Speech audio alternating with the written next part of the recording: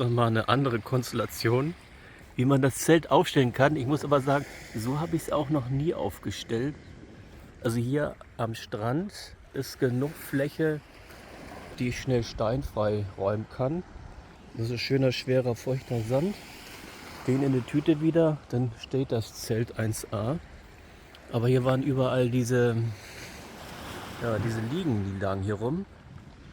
Und dann dachte ich, ja, ich stelle mal 2 zusammen. Das ist ja ungefähr wie mein Footprint. Genau, die beiden hintereinander. Und habe dann gemerkt, okay, zum Abspannen brauche ich noch irgendwas. Und habe dann rechts und links auch noch so eine Liege hingestellt, damit ich das abspannen kann vernünftig. Wäre zwar auch ohne gegangen sicherlich. Ja, und dann hatte ich halt, das ist ja normal beim Zelt dabei, dieser Gurt zum Strammziehen.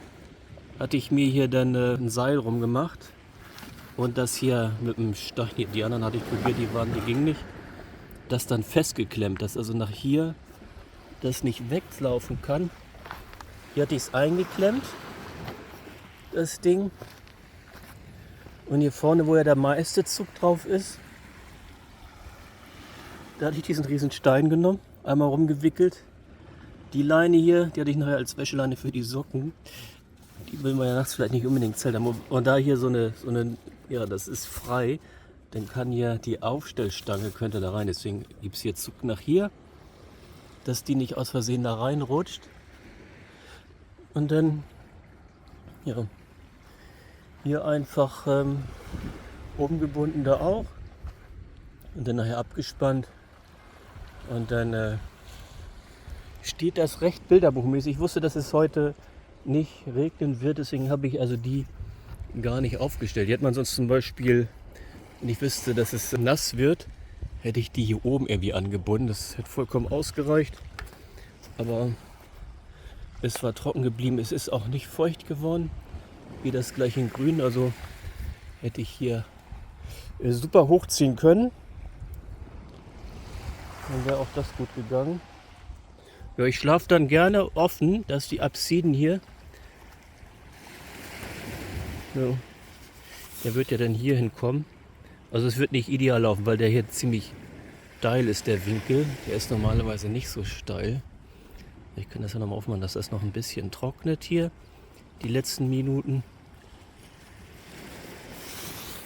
So, ist wieder trocken. Und was ich auch mal ganz gerne mache im Zelt, ich mache das mal auf ganz groß, das ist, wenn ich irgendwas Höheres habe, was selbst steht, also der Rucksack ist ja relativ schwer, den stelle ich mir dann an den Rand, da wo der meiste Winddruck herkommt. Ne? Der drückt dann ja hier das Dachzelt ein bisschen runter und dann berührt das dann manchmal den Schlafsack. Und dann stelle ich mir dann einen Rucksack oder irgendwas, was selbststehend so möglichst hoch ist und schwer genug ist. Dann also oft auch in die Ecke da unten. Also ich stelle oft das Zelt so, in das im Fußbereich, dass da der Wind herkommt, dass wenn es da eingedrückt wird. Und dann würde das Ding da unten in der Ecke stehen. Ja, hier sieht man nochmal ringsrum ist diese Netzstruktur. Also das Dach ist an diese Netzstruktur angenäht. Und an diese Netzstruktur ist unten halt nur so ein fließender Boden rangehängt. Also schwimmender Boden nennt man das ja. Und dann ja, gibt noch eine kleine Tasche hier. Und ansonsten ist das ganze Zelt. Ne? Das ist also sehr simpel aufgebaut. Hier oben ist es dann ein bisschen verstärkt. Da ist dann eine Gummilasche oder Gummitasche, wo man auch einen Wanderstab mit Metallspitze reinstecken kann, dass das nicht oben durchpickt. Und ja, also so kann man auch für ein Zelten. Und ich habe hier wunderbar genächtigt. Und die Idee der Liegen war dann auch, dass wenn das Wasser dann doch vielleicht unerwartet höher steigt, dass das muss ja dann nicht nur auf den Sand steigen, sondern müsste auch noch über die Liegen rüber. Und dann, genau, fand ich ziemlich unwahrscheinlich. Von daher hatte ich keinerlei Sorgen, dass dann irgendwie vielleicht doch mal ein paar Wellen hier ins Zelt einsteigen. Ja, und so eine Stangen sind auch mal klasse für Fahrrad anschließen. Dann hat man keine Sorgen, dass da nachts einer das Fahrrad wegholt. Ja, also ich packe zusammen und dann ist das Zelt ruckzuck wieder auf dem Fahrrad drauf.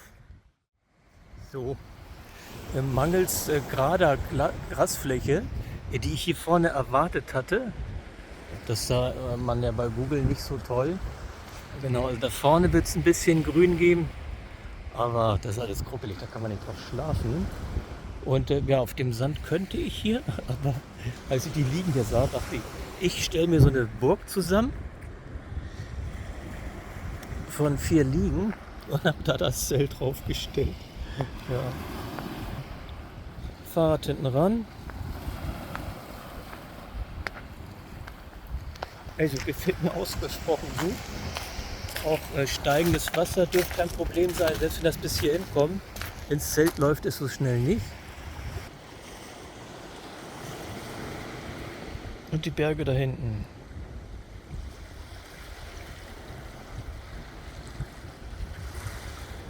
Da bin ich heute richtig schön rüber gefahren. Hat Spaß gemacht.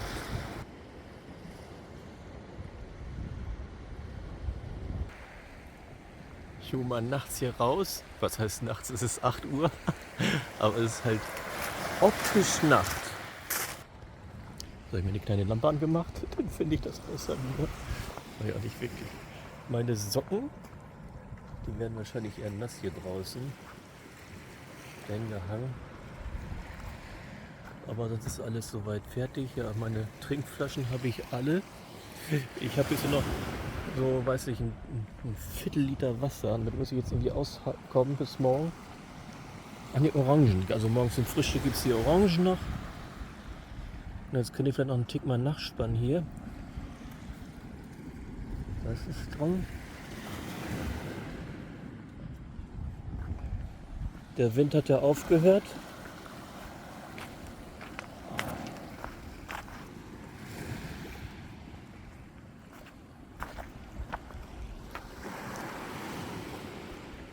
Da ist alles schön stramm gewesen. Also wieder rein ins Zeltchen.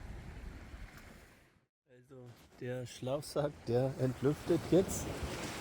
Und dann mache ich mich langsam fertig. Vorher gibt es noch ein leckeres Frühstück, nämlich Orangen, selbst gepflückt. Das Frühstück, das sieht richtig gut aus. Leider ist mir eine runtergefallen. Aber die Dinger die sind so geil, die Teile. Da kannst du fast durchgucken hier.